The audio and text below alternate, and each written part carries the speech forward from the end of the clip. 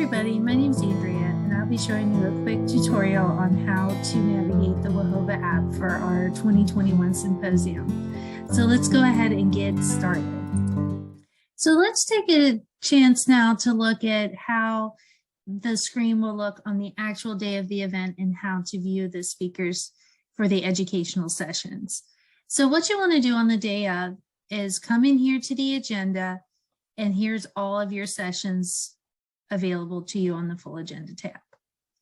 First thing is going to be these exhibit halls open, and there's a couple of these during the day, but the first one is right here, open at 7 a.m.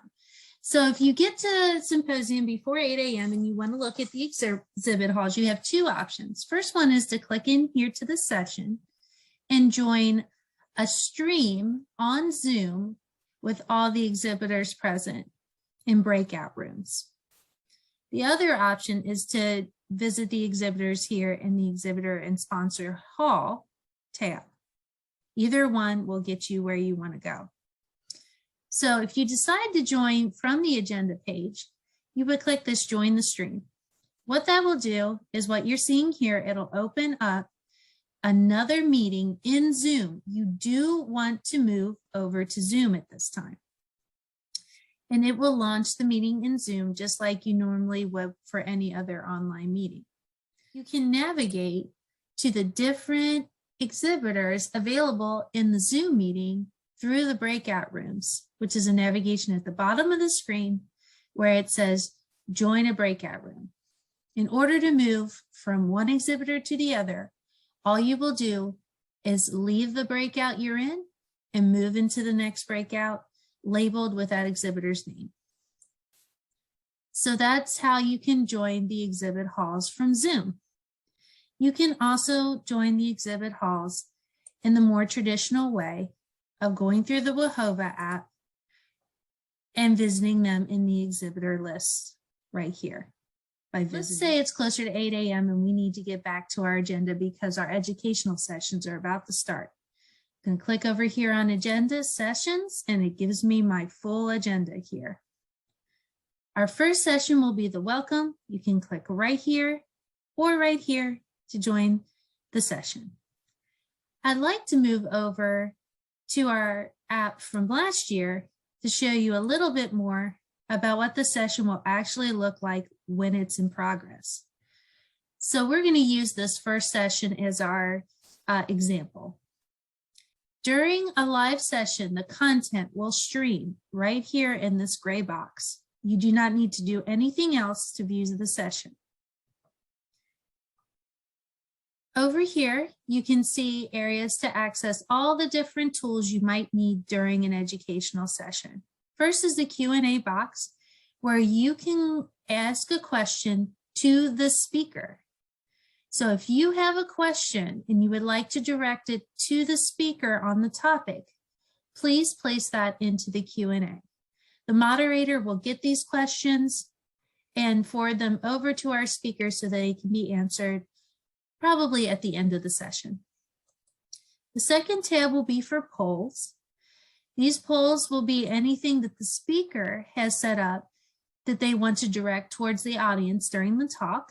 And if they're active, you will see the polling questions here.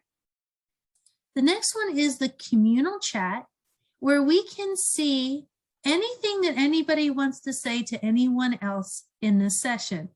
There is no private chat. If you are having issues with the technology of the app, your audio's cutting out, your video's cutting out, I'm not able to access something that I think I should be able to access, any of those types of issues, I really recommend to not put them in the Q&A or the chat. The Q&A is for the speaker of the session who really shouldn't be handling any technology related issues. The chat is for everyone who is viewing that session who may or may not know any more about the technology than you do. If you're having any issues with the technology, I really encourage you to come over here to the community area where you can ask the organizer anything. We can address those issues directly. They won't get lost into this chat where people are saying good morning and hi.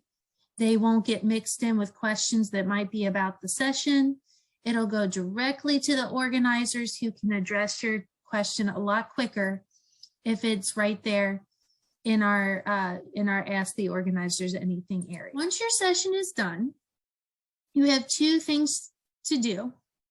You can like the session if you enjoyed the speech. So I already did that, so I don't have it here anymore. But if I wanted to, I could like this session because Michelle did a great job. Then I want to go in to rate the session. Liking or unliking is optional. Rating is necessary for your CEU credit. So after the session is done, I want to go to rate session. That will bring you into the evaluations page. Just like any other evaluation, you're going to agree or disagree to whatever level with these different prompts to assess your learning. Once you fill that out, all you need to do is put in your name and hit submit. Once you do that, we'll record that you were available during the session and that you evaluated it, and this will make you eligible for your CEU credits.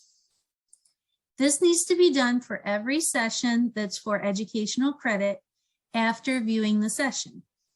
You can do that here, or you can also do evaluations after the fact in the resource tab. It's really up to you. Those evaluations do need to be filled out after symposium in order for you to receive your CE credits. I'm ready to move into whatever my next session is. I'm just going to go all the way up here, back to my agenda, click on sessions, and come back out to whatever's next. It's that easy to navigate. The very last thing I'd like to show you is the resources. Just if you're having any issues on the day, a lot of your things you would need would come in this resource area. Session Q&A for questions that you have. Some of the questions say that the speaker didn't get to them during their session. The questions will still be available here, and answers can still be posted post-session. So if there's something that you asked and maybe the speaker didn't get to it, you may be able to get your answer here post-session by going to the session Q&A. We also have a video gallery to view any videos that our sponsors have put up or our exhibitors, or even different videos of the sessions once they've already completed. The sessions must be viewed live for CE credit, even if they're available here after the live session. You can also see answers to any of the polls posted. Different feedback surveys will be here. This will be where you can complete your session surveys after the sessions have completed. If you didn't get a chance to do them right after the sessions, that's okay. You could complete all of them after symposium. The session feedback surveys must be completed again for your CE credit. If you're having any sort of issues, or if you want to get a better refresher on how to use the Whova app at any time, you can get that through the Whova guides available under resources here, or up here in our main ribbon. The attendee guide is where you'll go for anything that you would like to review about the app or the Whova platform in order to get ready for the day of. It has really easy step-by-step guides on how to do any of these things that we've gone over today. So that's the Whova app. I hope that this quick tutorial helped you out. And if you have any questions, please feel free to email us before the event so that we may help you. Really looking forward to seeing you on the 5th. Thanks a lot.